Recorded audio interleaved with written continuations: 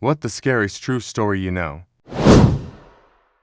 I grew up in a funeral home. I helped out in the office. When I was about 15, we got a call from a man whose wife and infant baby had been murdered in cold blood. There were very few clues. It made headlines. Cops set up surveillance at the viewing. It was heartbreaking, as the mother was holding the baby in her arms.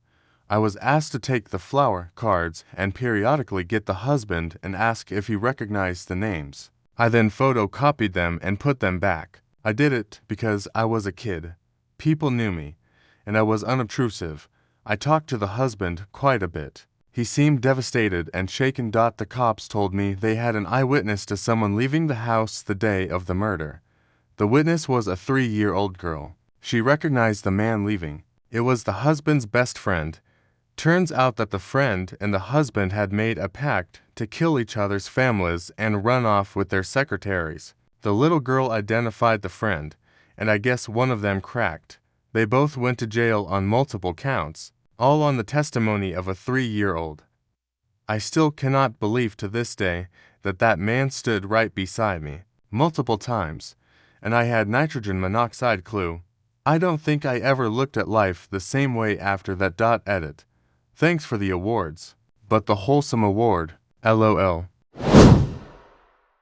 He was just 2 years old and with his mom running errands. She let go of his hand to pay the cashier, and he wandered away.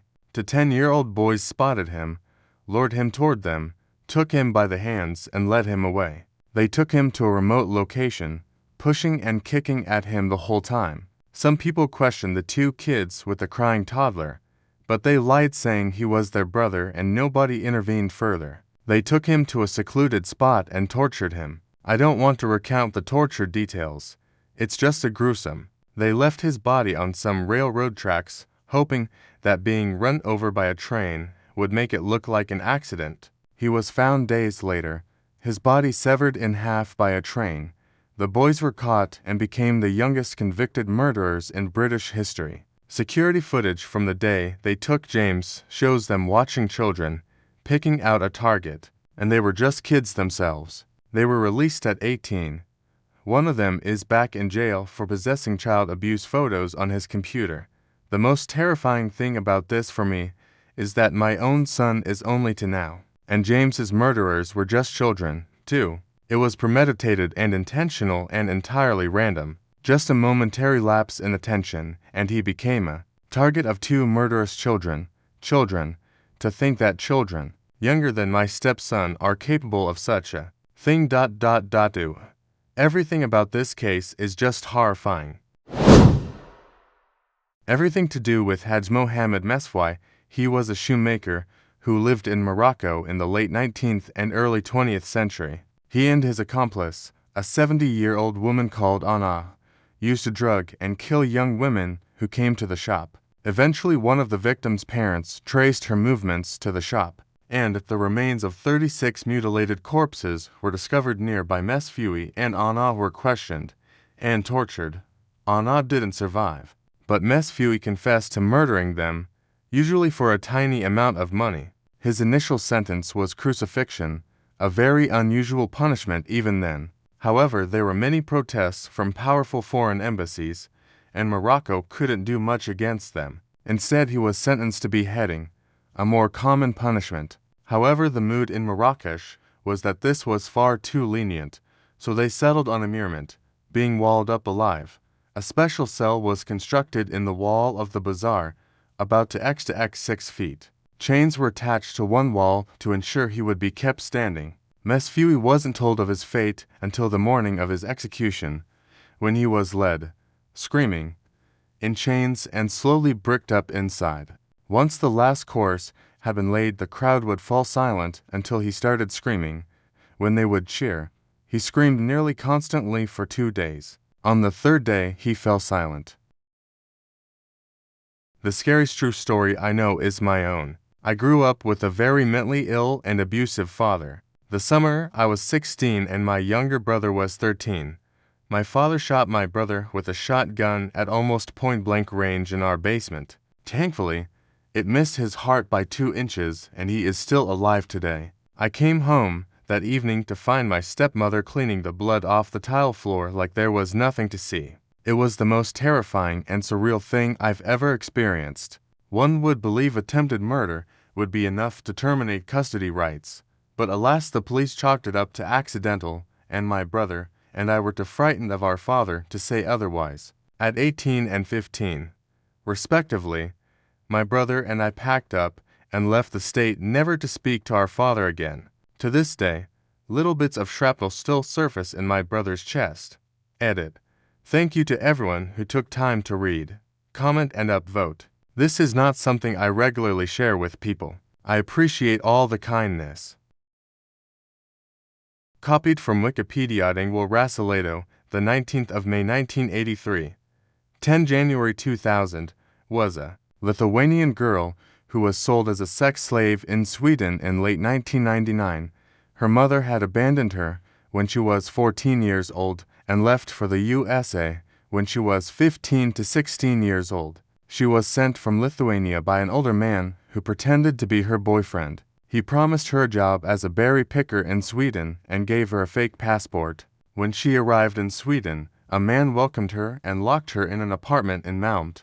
He said she had to pay him 20,000 kronor for her passport and the transportation from Lithuania to Sweden. She soon understood she would be working as a prostitute.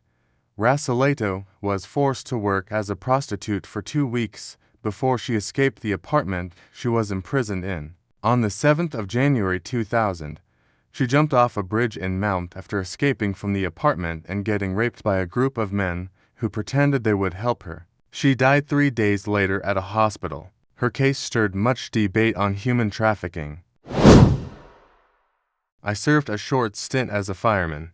There was RTA call one morning, 30 minutes after I started my shift. This guy got T-boned while driving home after a night of heavy drinking. He got T-boned on the passenger's side when he ran a red light. His wife died instantly, and he pretty much remained unharmed. When we arrived at the scene, he was outside his car, while the wife was still seated in the passenger seat. Her lower body was still in her seat while her upper torso splayed over to the driver's side. Looks like she was just reaching over to the driver's side to open the door, just that she's unconscious and non-reactive. No blood at all from what we can see from the driver's side. The passenger's door was caved in badly. The driver was still tipsy and thought nothing of what's happening, kept asking us to hurry up and extract his wife so that they can head back home, laughing and fumbling around with the police.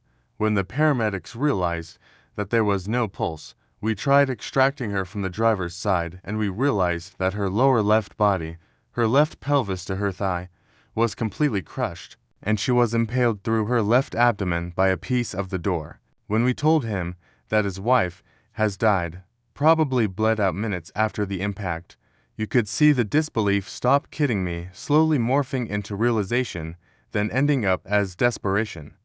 He was immediately sober and ran over to the driver's side, tried to pull his wife out. It tore her wound up and we had to drag him out.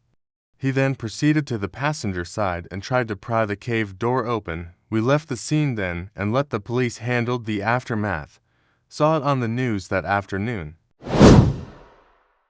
The New London School explosion. A school in Texas in 1937 tried to tap into natural gas on their own, and it ended up leaking and blowing up the school. It's the reason they make natural gas Senate in Texas and probably the US now. I'm amazed I never heard of this in school because it seems like something that should be taught.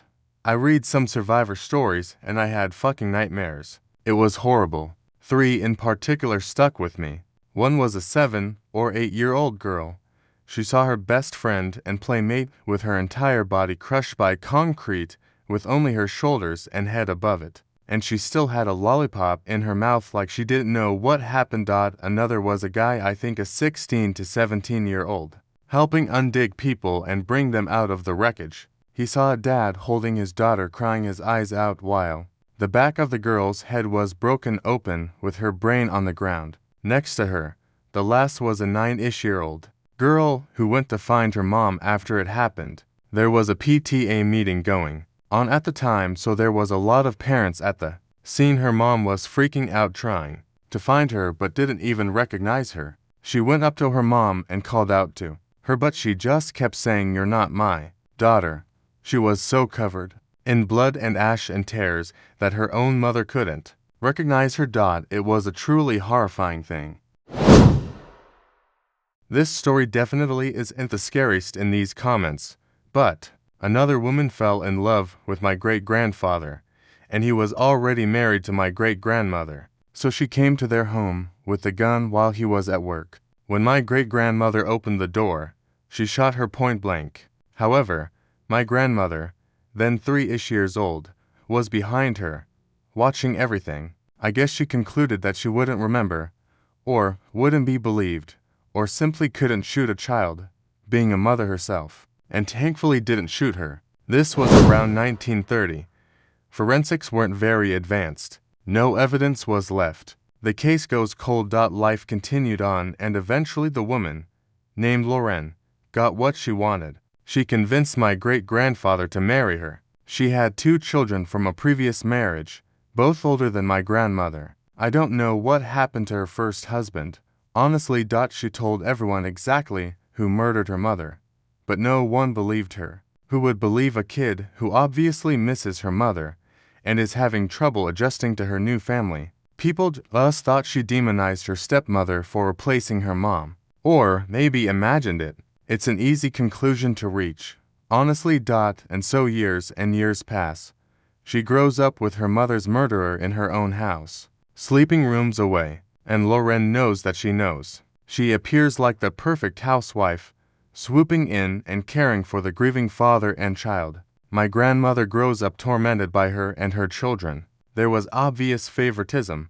The stepkids are spoiled, and she's the black sheep of the family. She moves out and marries my grandfather the first chance she gets. She moves on and has children of her own, 5 boys. Lorraine became ill and finally landed on her deathbed, and there, she finally confessed to the truth and told everyone what she had done. I guess she was worried about the state of her soul. 57 years had passed since the murder. 16 since my great-grandfather had passed. He never knew the truth. No documents were ever officially amended to state that she was the murderer. As far as I know, the authorities consider the case cold. Still, almost 100 years later, it drives me nuts that my grandmother always knew. And even after she was an adult, people just said, "Oh, you had an active imagination as a child." There's no way to live with that knowledge for so long and have no one in the world on your side. Your whole family against you. That's what scares me. Personal story. When I was 10, I regularly attended a choir club for kids. One day, I was picked up by my dad to drive me home. I was confused about it, as it was always my mom who did, but did not think much on it until halfway through the drive. My dad began to mumble about how sorry he was, and how I would never see him again. More than a bit frightened and confused at that point. I kept asking what he meant, but he wouldn't say, until we were home. But he did not leave the car, and instead urged me to get out. Finally, he told me I would not see him again because he will be dead very soon for what he did, and that the police would answer me. After he practically kicked me out of the car, I rushed home, but no one was there. But I found the door open, and a puddle of blood on the floor. The police was nearby and explained what had happened. My dad was obsessively jealous and had found a pack of old condoms in the cupboard. So he drew the conclusion that my mom must have cheated on him. Never mind the fact that we only recently moved into this apartment, and they could have been left by previous tenants, or the fact that he controlled my mom's very step and never let her go anywhere alone. The police took me to the hospital, where my mom, luckily alive, was being treated. My dad had smashed her skull in with a full wine bottle. The only reason she survived was because my little brother, 7 at the time, intervened. If it weren't for him, my dad would have killed my mom in a fit of jealousy. When he said that I would not see him again, he meant that he had planned on killing himself shortly after dropping me off. He did not succeed, and police managed to get him into a mental ward. This, to this date, is the scariest thing that had ever happened to me. but I keep thinking of my brother all the time. To witness your own mom being beaten half dead by your dad. We both suffered extreme mental trauma from this event later down the line, but somehow turned into decent people. I never really told him how grateful I am he was there, but I think that I really should. Edit.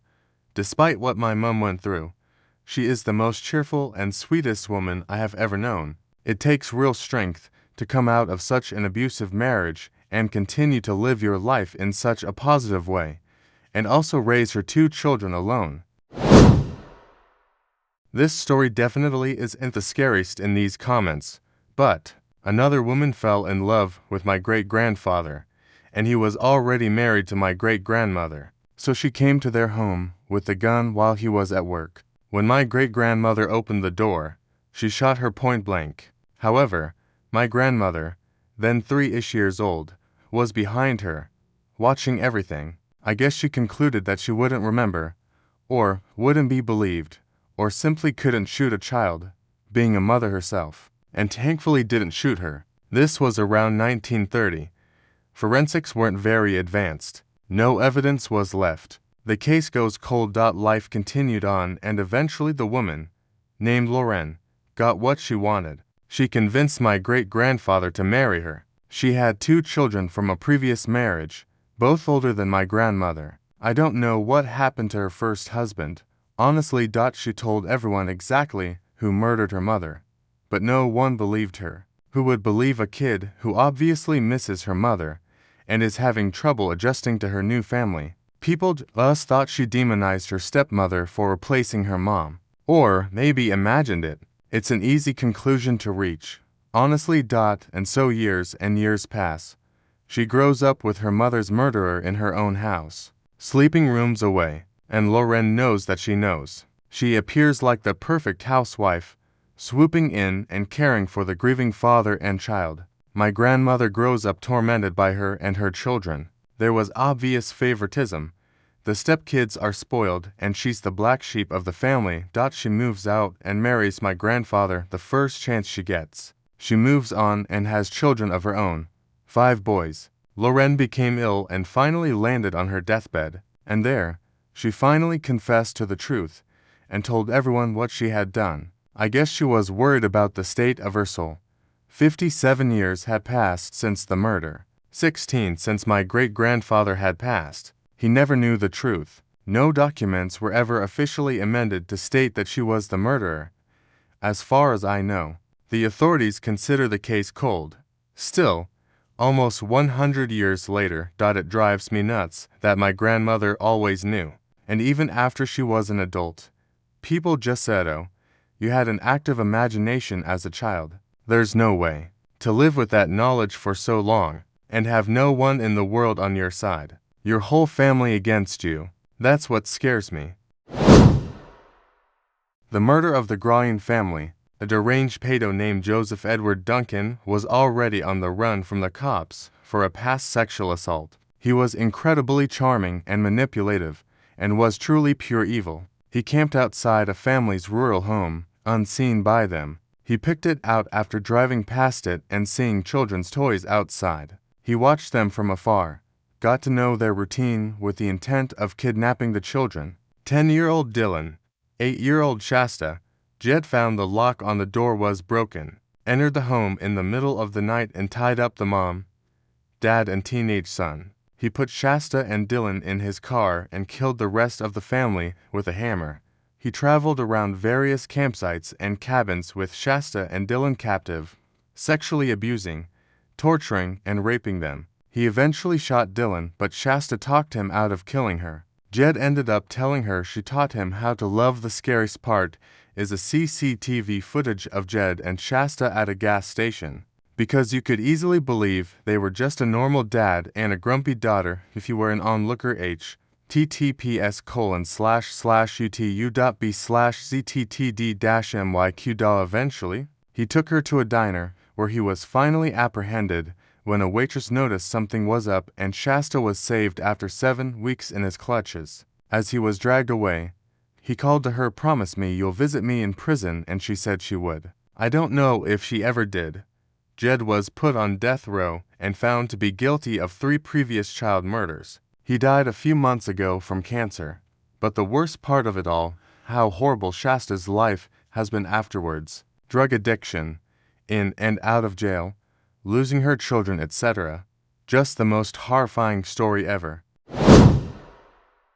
My mother's friend left her abusive husband. My mother met her while working at a women's shelter. They were really close, and my mother fought so hard to get her somewhere safe. They did everything right. She helped her file divorce papers. And then one morning my mom can't get her on the phone, but they'd had plans to meet for lunch. And she checks the newspaper, and she calls in sick to work, which she never did. And she sat me down in tears and told me what happened. Her friend was home with her son when her ex broke in. He killed her and left the baby there, in his mother's blood, and then he hung himself outside of Rally's. Last I heard, their almost 2-year-old went to live with his uncle. I can't imagine how terrifying it was for the baby to cry to himself, in his mother's blood, for the almost 2 days until he was found. Edit. Dexter comments aren't getting funnier. It's been almost 10 years, and this story still haunts me. Just because something's been on TV doesn't mean it also hasn't happened in real life. Murder-suicides where the baby is left alive with the body aren't as uncommon as people think. The Franklin expedition. Somewhere in the neighborhood of 150 British sailors and military personnel to ships embarked on a mission to find the Northwest Passage from the Atlantic across to the Pacific through Arctic waters. The ships, named HMS Erebus and HMS Terror, to former warships were classified as icebreakers thanks to their sturdier builds, departed British waters in the 1845 and were never seen again. In subsequent rescue attempts and investigations, it was discovered that quite possibly everything that could have gone wrong on the expedition did so. The weight of the ships with their reinforced hulls and decks designed to fire mortar and cannons off of worked against them, as much of the waters crossed were shallow and filled with rocks and icebergs. The time chosen to launch the expedition occurred at one of the coldest Arctic periods in recent history, meaning the polar ice, and particularly the pack ice, didn't melt like usual as the ships became locked in the frozen water and essentially experienced an endless winter for over 4 years. The food they stored, which was supposed to last 4 years thanks to the revolutionary new process of canning, was bought at the lowest bidder. Much of the food was improperly sealed and spoiled, leading to food poisoning, and even the ones that were properly sealed and kept intact were riddled with lead thanks to the soldering used to keep the food inside fresh. In conjunction with the lead pipes in the ships, the men would have been drinking out of 4 years meant the entire crews of both ships was slowly being infected with all manner of diseases, namely botulism, scurvy, and heavy lead poisoning, which also affects the mind, leading to memory loss, heavy paranoia, and general mental deterioration, combined with already present tuberculosis that killed a small number of the crew before departing to the Arctic. At about 2 to 3 years stuck in the ice. The captain in charge of the voyage, John Franklin, and many other crew members died in unknown circumstances, and the remainder decided to abandon ships and try and hike out together to the nearest trading outpost and Backfish River in Canada, hundreds of miles away, by loading up their rowboats with supplies and fixing them on sleds to be pulled. All remaining crew perished on that journey, their remains discovered by local Inuits, Netsilik tribes, who described desolate campsites of skeleton-like corpses with hazily built, half-open tents and even human body parts in cook pots, heavily implying that the men resorted to cannibalism in their last desperate hours. It's not the scariest, but definitely one of the saddest. But imagine this happening to you. Omaya Sanchez was a young girl who was a victim of death after a volcanic eruption. She was 13, but her death wasn't quick. She was trapped neck deep in water, but rescuers could not get her out. They had stayed with her for 3 days while she slowly died. Her legs were caught under debris. The team thought about amputating her legs, but didn't think she would survive the procedure. Many people, not just O'Mara, suffered agonizing and unthinkable deaths caused by the mud this volcano caused. Some drowned, others suffocated, The list goes on. Only 1/5 of the town survived. It took literal hours for the rescuers to reach the town, but when they found O'Mara, they never left her side. Until she died, they gave her water and food. Their efforts to save her never stopped. Eventually, she succumbed to the freezing temperatures and died of hypothermia. Imagine being 13, watching your home die, and having to accept death. She accepted it, not knowing exactly when she'd die, but knowing it'd be soon and that she wouldn't be able to get out.